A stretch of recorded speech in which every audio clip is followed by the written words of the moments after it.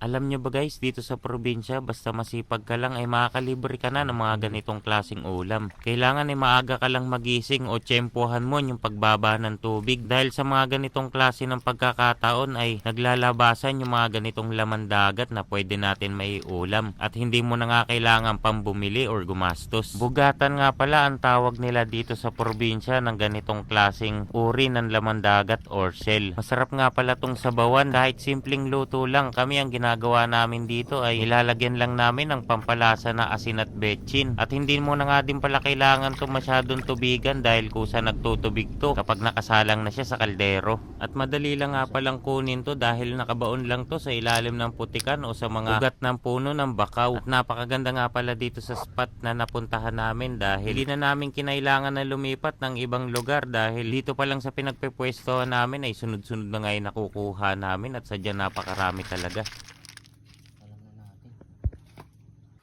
At pagka-uwi nga ng bahay, agad na namin tong niluto. Asin betchin lang nga pala yung nilagay namin pampalasa dyan, pero masarap yan guys. Tara, kain tayo. At bago nga pala tayo kumain, gusto ko lang i-shoutout yung mga bago natin followers. Welcome na welcome po kayo sa page natin. At maraming salamat din po pala sa mga nagko-comment at nag-share ng video natin, lalo na sa mga kababayan natin na mga OFW. Lagi po sana kayong mag-iingat dyan.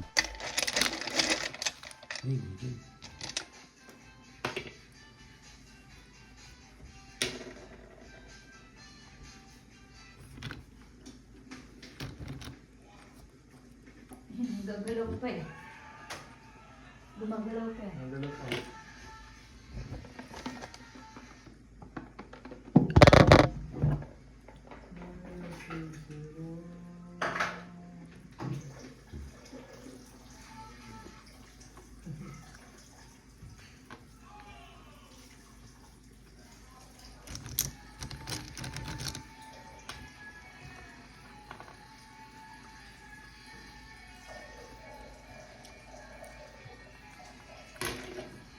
Sarap pala sa ano na ito. Toyo na may kalamansi. Sarap yun. Okay, so sa toyo kalamansi na may sili.